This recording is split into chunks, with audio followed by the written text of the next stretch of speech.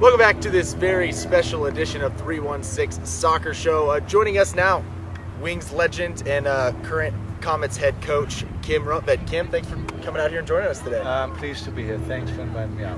Now, Kim, you're coming off another MISL postseason appearance, knocked out once again by the Milwaukee Wave. What was it like your second year, second time in the playoffs? Did you do anything different, coming into the game with the Wave as you did last season? Because it was the same matchup in the playoffs as it was as your first season with the Comets.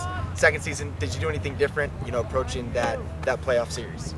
There's no question in my mind we improved. The fact that I thought we had the number a little bit more than we did last year, and they are just a tiny bit more experienced than we are. I'm not the best one to second guess myself, but the first game at home where we were up at halftime, I should probably have changed it a little bit and just went in there and played low pressure. Back to the second guessing yourself, we went up there and we gave them a good run for the money. We lost 9-7 in the regulation game up there.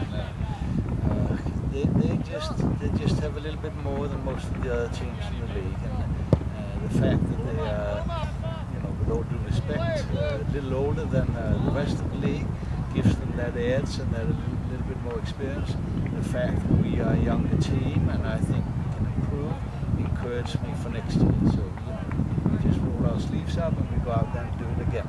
That's the way it works, right, Cliff? Well, it always does work that way. But at the end of every season, you always second guess yourself. Good coaches always. No, I normally don't do that. Yeah, you always look at what you did, and you try to look at areas for improvement. Maybe I should put it that way. Look where weaknesses are and how you might approach it the next time. Maybe second guess is the wrong term, but I know I always look at what I did and try to analyze and see where I can improve. No, there's nothing wrong with analyzing and see where can we improve. But second guessing yourself from a tactical standpoint, I'm not too much for that. We lost two of our most important players, maybe three of them. Again, you had an ACL, extremely big factor in our team, and then Bahid went around there and 60-70% with the neck situation. So, but there's no excuses. We didn't have the same amount of depth as Milwaukee does. Hopefully that will change next year. He hits it right on the head with the depth thing every time. Nobody does. We've talked about this a million times on this show, on the radio, pregame Wings, and every time we go back to how do you fit this in a $200,000 payroll? They have players, they got depth, they just have a lot of quality guys. And Kim was absolutely right when he said because of the age of this franchise, they've got guys in clubs, they're training, they're making additional money on the side. It's easier to put players in positions when they have an income source outside of the team revenue. And to me, that's how you get the player pool. They signed, Liete came in late, he wanted to come to the Wings, we didn't have the money, right? In Wichita, we didn't have the money for him. So I think Liete wanted to go anywhere else, but the fact of the matter is that they got a great camp program going on in Milwaukee, and he's making some good money. It makes it difficult for every other team to get. It makes your job a lot easier if you have that same kind of program. Yeah, and we're working on it. So is Wichita, and being an expansion team as we were last year. I think LeBaron, Hartman, John Blasek, Sammy, for that matter, have done a great job down there. It's growing pains, and that's what it is. But they gave us a tough time, even though that we came up on top during the 6th game and played them. But they still gave us a tough time. So, they got a good program going on. It just takes a couple of years. That's just the way it is.